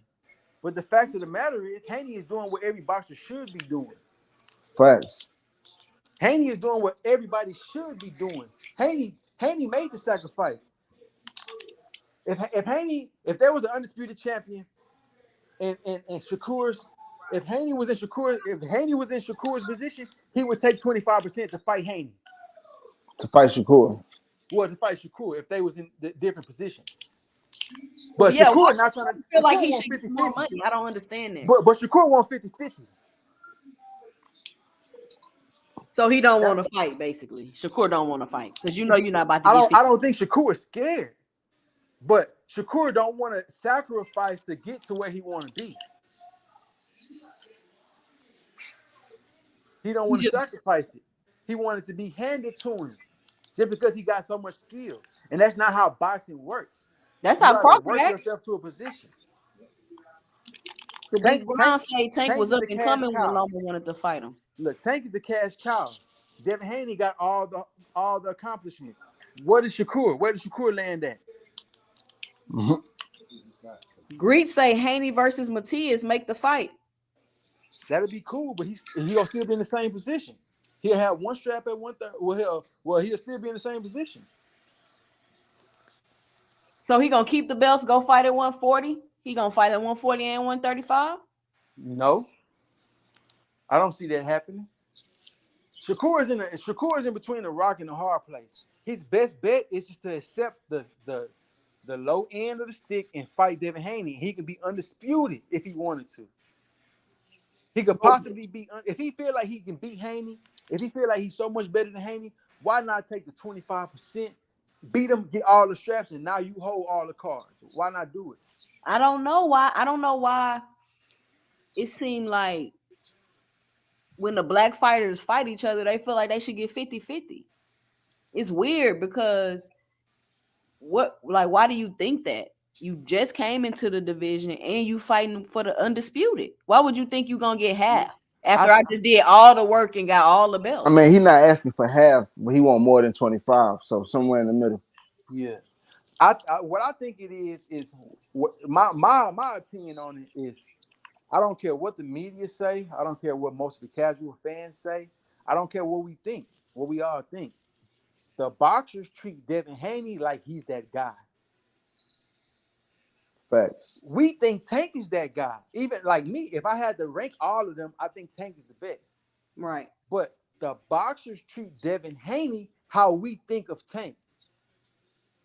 I don't know why, but they do. They respect Haney. They duck Haney. They've been ducking Haney. They want the most money to fight Haney. They treat him like he's the most dangerous opponent that they can face. And I don't see that. See that. But that's the way they treat him. I feel like Haney is very beatable. All these guys are beatable. I mean, but you know, but another thing is though, he's champion on his come up. You know what I'm saying? Like he's champion while he's getting better type thing. Who, Haney? Yeah. Yeah, that's the advantage he has. He's younger than all of these guys. Exactly. He's younger than all of them, and he already got the strap. If all their career ended today, Haney would be the only one that makes it to the Hall of Fame. Facts. Not Tank, not Shakur, but it would be Haney if all their career ended today. And he's younger than both of them. He's much younger than Tank. Yeah. So, you know, I mean, we got to give Haney his respect. Nobody disrespecting him. I mean, shit, I agree, but I'm just saying. Most of us do disrespect Haney. We say Facts. He's ducking. We say he's a duck. We say he's scary. We say these things about Haney. We do say these things about Haney. I don't say them, but I do see it a lot. We do say these things about Haney, but Haney is doing what every boxer that say they the best should be doing. I do feel like Haney got no intentions on fighting Tank, though. Why do you feel like that? Why do you feel like that? Why do you feel like Devin don't want to fight Tank? I don't get that notion. I don't see where it comes from. I don't see it in the body language. I don't even see that at all in the conversation. I don't just see why you think he don't want to fight. LB did say they're probably not gonna make the fight because but it's like you should have been tried to fight Tank because you're not finna fight him at 135 now. Like you barely can make the weight. Right, but let's not act like Tank wasn't the first one that jumped up to 140 and fought Mario Barrios. Facts. He's already fought at 140 twice. He fought Ryan Garcia at the 140-pound division. Facts. Tank's 136. already fought at 140, so let's not act like Tank can't fight at 140. He's already had 2 fights at 140 already. Meanwhile, none of the rest of them have even fought one time at 140. That's true.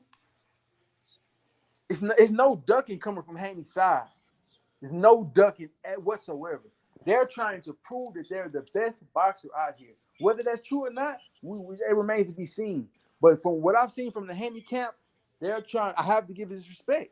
They're trying to prove that they're the best fighter, the young fighter of today. They're trying their best to prove it. What I've seen from Tank and his team, they're trying to get to the money. Facts. They trying to get to the money. They're trying to get the biggest paydays possible. They trying to get to the money. What I've seen from Shakur is a whole lot of clout chasing. Yeah, he Crawford 2.0. That's what I've seen from these 3 fighters. Now we talk about their skills. That's a different conversation. Shakur is more I skilled mean, than Shakur is not more skilled seeming than like he all of want to them. be a champion though. That's the thing. Like how you say, Haney took the pay cuts. He did this. He did that. Shakur not coming off like that's the legacy he want. I mean, he coming off like that, but he don't want to take the risk. Yeah, you gotta take the risk, man. It is what it is. We've all seen what was they saying about Haney before he fought Kambosos the first time? Everybody was saying, "Oh, I don't know if I would have did that. I don't know if I would Facts. have Right. signed." They were They saying he was like, gonna lose because of the judge. He in enemy territory. He was already, damn near counted out his before own the. dad, his own dad even said he wasn't on board with that. Yeah. His own dad even said he said Devin wanted this, so we making this happen for Devin because this is what Devin wanted. I haven't seen that from Tank and Shakur. I haven't seen that type of energy. That's I true. just haven't. Now, who I think is the best? I think Tank is the best. I gotta keep saying that. If they all fought each other, I think Tank would be the one that come out the best. But who has made the right moves? It's been Devin Haney and his team. They've made the right moves. DHP.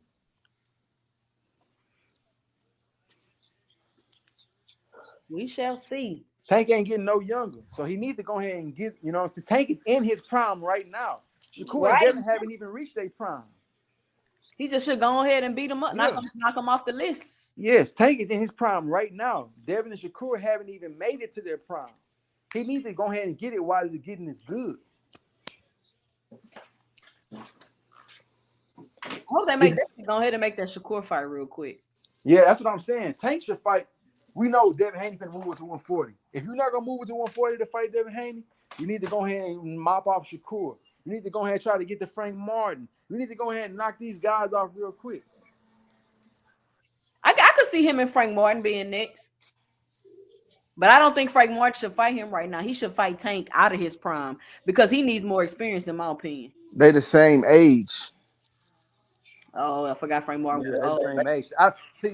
The thing about Frank Martin, he's not gonna have the luxury of waiting because he started his career late. Right, facts. He's not gonna have the luxury of having the experience when he gets to that fight. He's not gonna have that luxury. So he's gonna be a lot less experienced against all top guys he fought.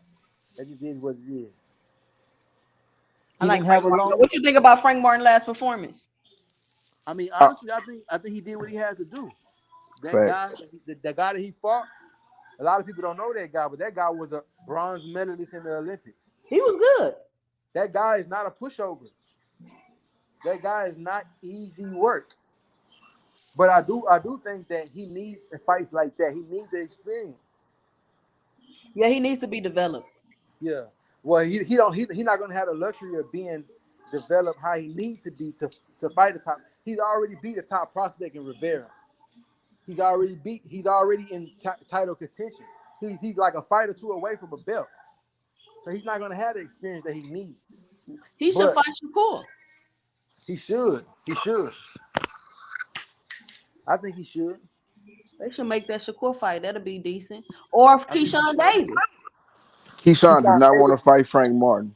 Keyshawn Davis is 9-0. He's in the early stages. Keyshawn haven't even had a 10-round fight, I believe. Right, he hasn't. So him fighting Frank Martin is never gonna happen. Yeah, I don't think that fight gonna happen.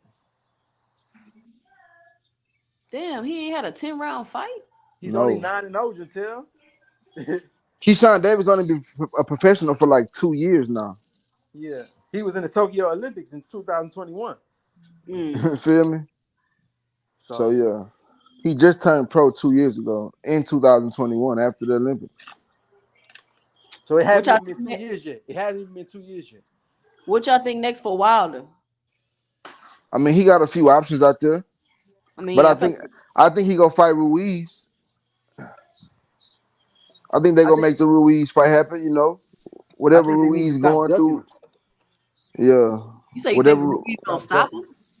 Nah, I think he's gonna stop everybody he faced outside of Tyson Fury. Oh, Wilder. I think he's gonna stop everybody he faced outside of Tyson Fury. Facts. Yeah, I mean, you just waiting to see who he gonna knock out next. But I would like to see him fight Ruiz. I mean, I feel like he'll beat Usyk. I think he'll stop Usyk. One punch KO. Why they won't make the Usyk fight? Because that's the real undisputed chances. Man, Tyson Fury derailed his undisputed chances. What you mean? I'm I talking mean, about, he got the belt. yeah, he got the Bullshitting. like the world would rather see Usyk versus Fury for undisputed versus Wilder versus Fury for undisputed. Yeah, nobody want to see them fight no more. Yeah. We done already seen them fight 3 times. 3 times, and Wilder still don't got to win. So, if we seen it a 4th time and then Wilder lose again, it's not. It's like, okay, we seen this already. You know what I'm saying? We seen this 3 times now. So It might be big. It might be a big moneymaker. You never know. Especially if Wilder, you know what I'm saying, got a redemption type story. if Man, Wilder can get if Wilder can get the Usyk fight and knock him out, yeah, it'll make a little money. But he's not gonna get the Usyk fight. The Usyk camp not gonna take a Wilder fight. Man, they just sitting around. Who Usyk supposed to be fighting next? Like, what's going on? This stuff take too long. I mean, that's just how it be. Like, what? See, that's why Wilder was supposed to win the fight, so we won't have to be worried about this. Yeah, that's true. Because he ain't going to be BSing around. Yeah. Well, I can't wait for this fight, y'all. I'm excited. Can't wait to see what's going to go down. Look, Greets in the comments says, stop. No one is ducking Haney. Hey, man, so why they not jumping in the ring to fight him? Why they not signing the contracts that they get sent? but they in the club talking about signing a contract. Yeah. Why? And that's what I'm saying. Why Shakur doing all that? Why when Lomachenko had the belt and Devin Haney was his mandatory, he chose to get the franchise so he can duck? Why did T.O. duck Haney when he beat Lomachenko? Oh, T.O. Duck Haney? I ain't know that. T.O. duck Haney when he because he was T.O.'s mandatory as well. He was Loma's mandatory, then T.O. beat Loma. He was T.O.'s mandatory as well. He ducked and fought Kambosos because he thought Kambosos was easy work. I mean, that was a strategic move. It wasn't necessarily a duck.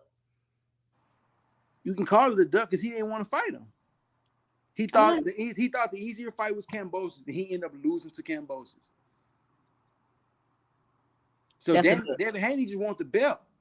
He fought Kambosos. He would have fought Loma for the belt. He would have fought T.O. for the belt. They both ducked. So he ended up fighting Kambosos. Kambosos didn't duck. Some people might argue Haney lost that Loma fight. Yeah, some people may argue it, but hey, you go back and watch that fight and you judge it round by round. There's no way you can give Lomachenko more than 4 rounds.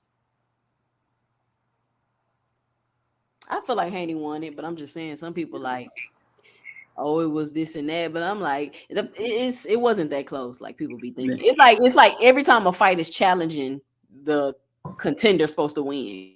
Just right. But you got to think about it.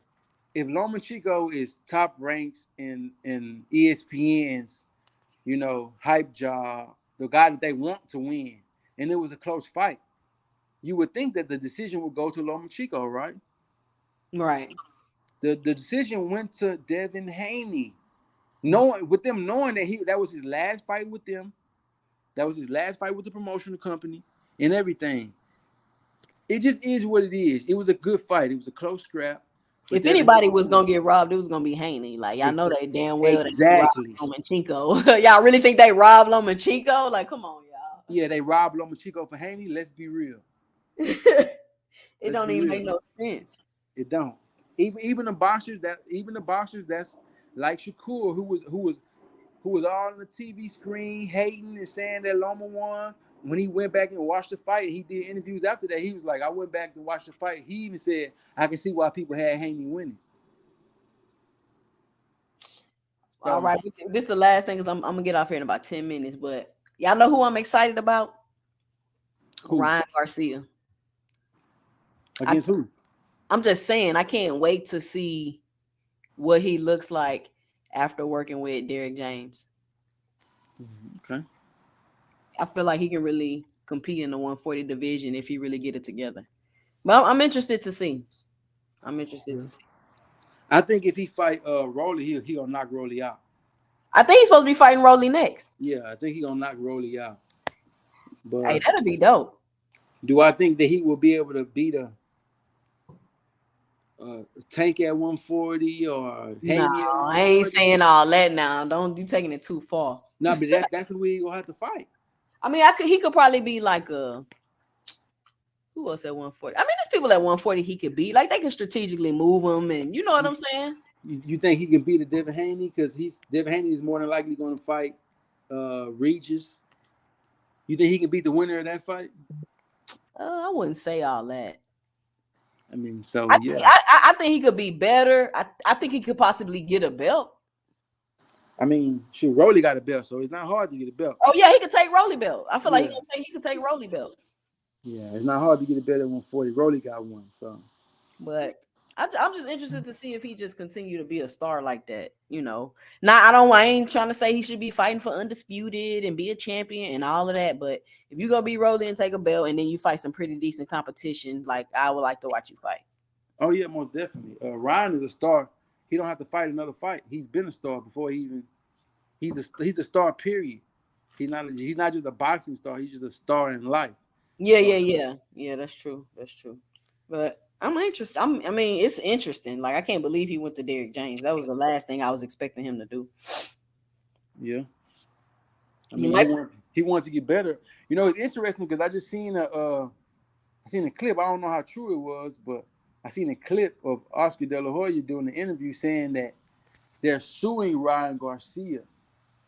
Golden Boy is suing Ryan Garcia. So I thought he was suing them. Oh yeah, he is suing them. What they suing for? I'm assuming that Ryan Garcia is probably about to leave Golden Boy and sign with the PBC. I'm assuming. Hey, that'd be even doper, boy. I'm assuming. But I'm not sure. I see a lot of boxing articles and videos. Some of it be capped and some of it be real. I'm not really sure how it was, but I did see Oscar De La Hoya talking about the lawsuit that they have against Ryan Garcia. Because he trying to leave? It didn't say why, but he just talked about it on the interview. I'm just assuming he's suing Ryan because Ryan is probably about to leave him.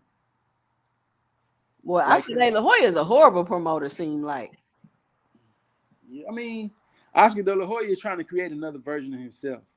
He had the same problem with Canelo. He wanted Canelo to fight the toughest fights. But Ryan saying he ain't getting the tough fights. That's why he want to leave. I don't know about that. But we know Oscar De La Hoya fought everybody. You know, when he was fighting, he fought everybody. I think he wanted Canelo to fight everybody, but Canelo had, other plans. So, they parted ways. Canelo sued Golden Boy to get out of that contract. Yeah. And now here we are with Ryan Garcia.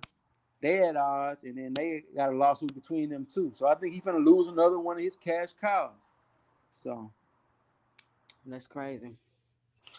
Well, all right, y'all. It's been real. Appreciate everybody for stopping by. Make sure to like and subscribe to the channel. What's up? You gonna do a live? Are you planning on doing a live stream for the fight Saturday, or are you gonna do a post fight? Probably. I'm gonna be at the party, so I can see if I can live stream, but I don't know. I want to though. I might live stream before, Okay. But we'll do this more often. You and Cam gonna be my co-host. Okay, cool. On here and just chop it up. Yeah, hopefully we can get some more of the people in the comment section to chime in from time to time as well. So. Oh yeah, it's gonna grow. It's gonna be more and more people coming. I'm at 141 subscribers right now on the channel, so that's growing. Okay. Yep. Well, let's get your channel up to 1 million, man. Let's get it. Absolutely. What you want to say? Go ahead. Kay just want to say something. Say something. Subscribe. Subscribe. All right, y'all. Peace out. All right. Bye-bye. Mommy.